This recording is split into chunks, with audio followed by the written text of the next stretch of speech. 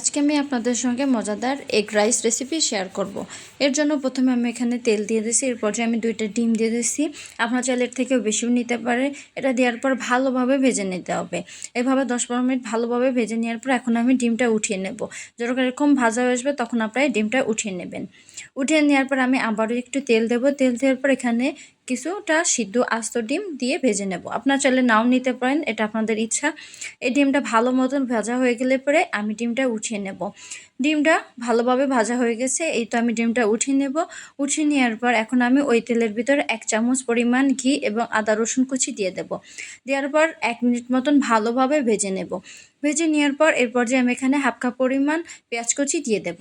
দেওয়ার পর এটা 2-3 মিনিট ভালোভাবে ভেজে নিতে হবে। 2 মিনিট ভালোভাবে ভেজে নেওয়ার পর এরপর যে আমি এখানে একটা মশলা দিব। এটা হলো ধনে গুঁড়া, জিরের গুঁড়া, মশলার গুঁড়া, হলুদের গুঁড়া, মরিচের গুঁড়া, হাফ চামচ চিনি এবং টমেটো গুলিয়ে হালকা একটু পানিতে গুলিয়ে রেখে দিয়েছিলাম। এবার এটা দিয়ে দেবো। এটা দেওয়ার পর হালকা একটু পানি দিয়ে আমি মশলাটা ভালোভাবে কষিয়ে নেব। এরপর যে আমি এখানে স্বাদ মতন লবণ দিব। লবণ দেওয়ার পর মশলাটা যখন গামাখা হয়ে আসবে এরপর যে আমি এখানে মটরশুঁটি দিয়ে দেবো।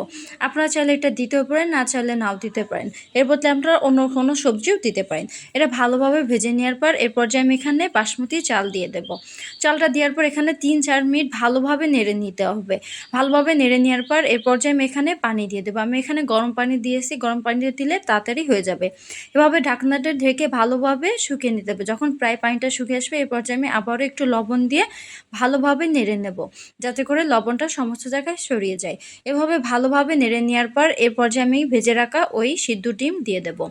আপনার চাইলে নাও দিতে পারেন। এবার ঢাকনাতে ঢেকে 10 মিনিট দমে রাখার পর এরপর যে আমি আবারও ভালোভাবে নেড়ে নেব। আপনার অবশ্যই নেড়ে দেবেন, নাহলে নিচে লেগে যেতে পারে। আর চুলার আঁচটা মিডিয়াম থেকে একটু কম রাখবেন। এভাবে নেড়ে নেওয়ার পর এরপর যে আমি এখানে কাঁচামরিচ ফালি এবং ভেজে রাখা ডিমটা দিয়ে দেব। এভাবে 10-15 মিনিট ভালোভাবে দমে রাখার পর এভাবে নেড়ে নিলে আমাদের এগ রাইস তৈরি। এটা খেতে খুবই মজা। আপনারা একবার হলেও বাসায় ট্রাই করবেন। এটা খুবই স্বাস্থ্যকর এবং আশা করি আপনাদের ভিডিওটা খুবই ভালো লাগবে।